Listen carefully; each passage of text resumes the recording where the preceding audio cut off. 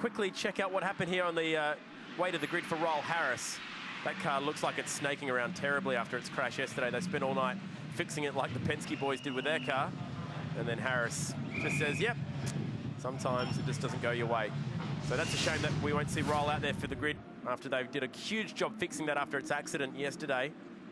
I'm wondering if he's actually touched Has the he wall. done that on the way out there, maybe? Yeah, there may have been an issue mechanically, and it looks like it's put him in the wall. Looks like the rear diff housing's moving around. But if you're Fabian Coulthard and you see Garth Tander next to your door today, is there going to be any retribution? Oh, look, you can't do that sort of stuff. There's no payback on the track. I mean, it was my point of view.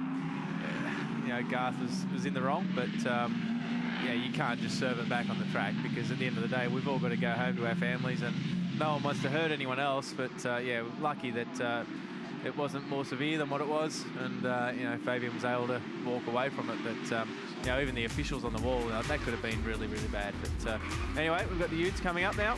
These guys have had their own big hits this weekend, haven't they? We've had a few scratch from the field. Cedars and Pretty first and second in the championship and on the front row together. Mason Barbera, he's looking good this weekend, alongside yesterday's race 2 winner. Steve Wilson off that third row is having a cracking weekend as well. Peter Burnett and Daddy Bazadzik have been busy. They've had their own accidents this weekend. Cam Wilson trying to fight his way through the pack after getting caught up in some chaos, and unfortunately Roll Harris not making it out there onto the grid after they worked all night to get that Peters Motorsport car back up and onto the track. So we've got 4 races to go in this championship. 1 today, and then 3 at the last round at Sydney Olympic Park. Onboards to watch out for, including Bruce Oakland's. Some battered and Bruce cars out there. Goodness me.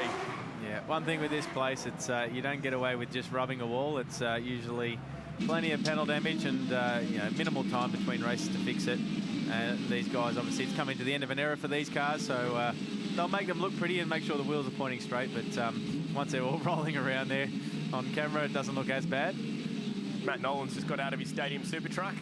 No jumps for the next 20 minutes for him. He can just focus on the curbs as we're set to go racing with the Utes.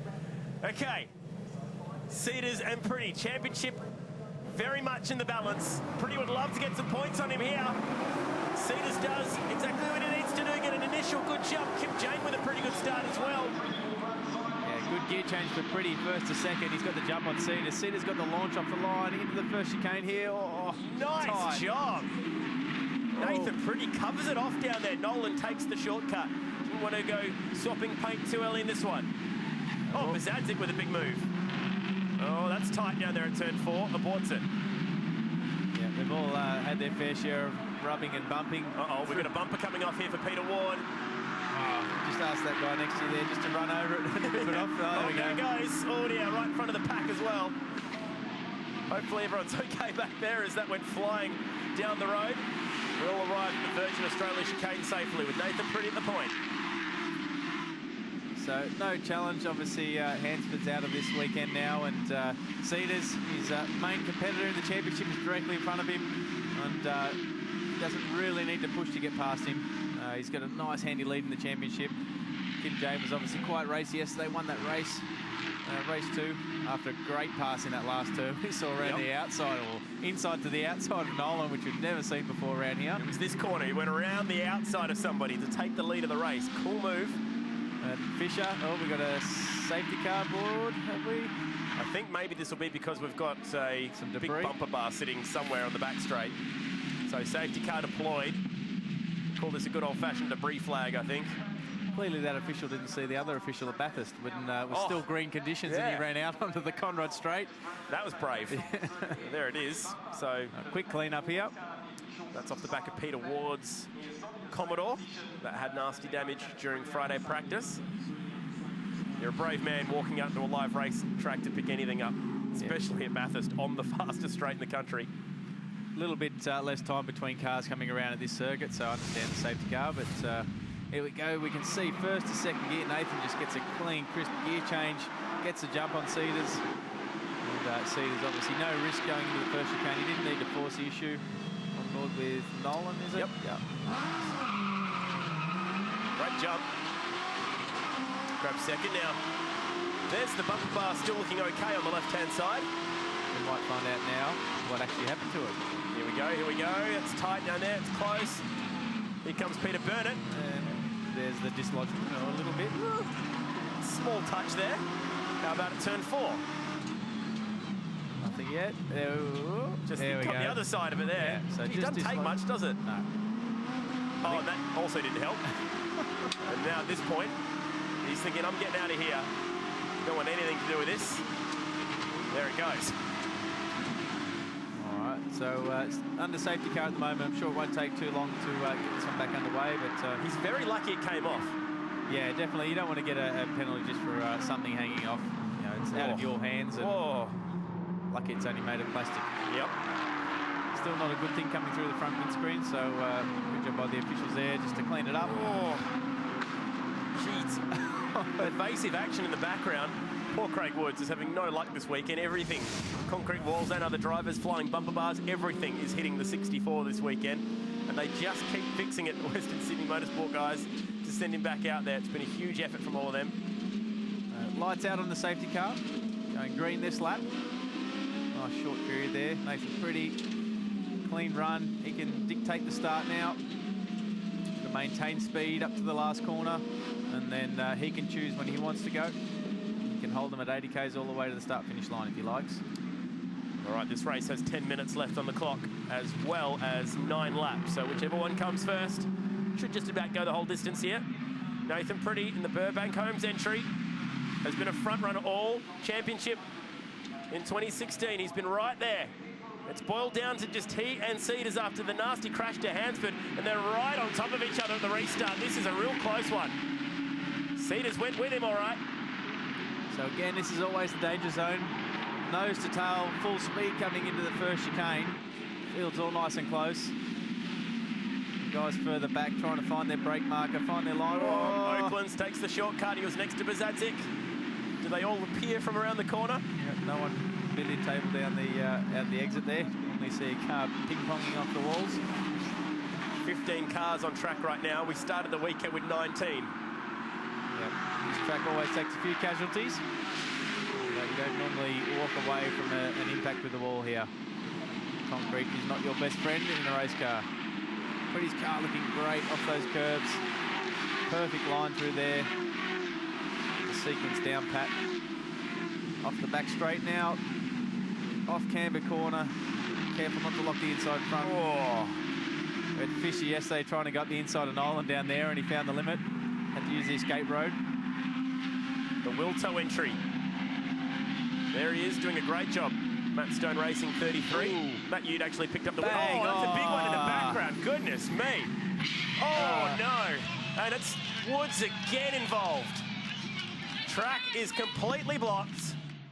Roll Harris, he sees the funny side to it. Probably just can't believe what's going on this weekend. And we've got a few caught up. We're just talking about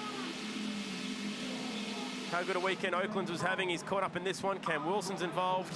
So I'm not sure who it was. I think it might have been Wilson. Lost the rear on the way in. I just caught it when the camera angle changed. And this will be a red flag, surely. There's no way anyone's getting through this. It's just that tyre bundle obviously stops you hitting the concrete hard, but it bounces you back off and holds you, spits you back out in front of the field. Cam Wilson looks very angry here. He's going to walk away from this one, but I thought that he was going to set course for someone who was involved. Here we go. Oh, no. Oh, he actually got unloaded, did he? Yeah. Oh. Wow. One after the other. Crowd loving it. Oh, it's not ideal for the competitors. But, yeah. This has taken nearly half the field with it. Oh, that's just a huge impact once again. Feel for the guys at the back, just minding their own business. Now, 2 impacts to watch for Oaklands here, because he got hit so hard up the rear that it actually knocked the rear windscreen out. Nowhere to go. Wait for the second one. Oh, wow. Yeah, he's going to have a sore neck after that one. He's actually, Yeah, I don't think he's overly impressed with Peter Burnett's efforts on that one, Cam Wilson. And red flag has been displayed here. Oh. Goodness. That is the 4th accident this weekend for Cameron Woods, I think. For Craig Woods. That's sickening. Tell you what, this place has some casualties. I mean, look, that would have happened anywhere else. It still would have been the same result. But like I said, just the energy that goes into those tyre bundles and spits it back out. Obviously, there's no runoff here. And look at the scene down there. That's going to be a lengthy clean-up. But I'd say that's given Nathan pretty well, whether they've completed enough to actually declare this race. No. This could be called a no race. I mean, where are they going to go? They're 2 corners away from this. Yep. There's no way through. Definitely no way through. They've even got to try and get the tow truck from the opposite direction of the circuit to clean this up. So I think that's the last corner that hasn't had a crash this weekend as well. We can now comfortably say every single piece of this racetrack, Kylie, has had some kind of crash now. And look, 2 drivers who I guess are reasonably happy they're not out there at the moment. Ryle Harris, and I must say you were sprung. There was a little chuckle there. Yeah, pretty terrible.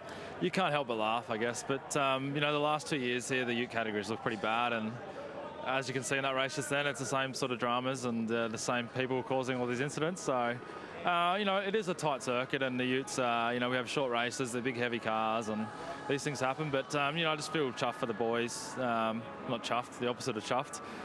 You know, they worked their bums off yesterday to get the car back on the track, and then the warm-up lap, the diff sheared off. So these things happen. But, you know, Ryan's obviously had a bad weekend as well. He was leading the round and won the first race. And, you know, it's just unfortunate for the team. We've got a lot of damaged cars now and a lot of money to fix them.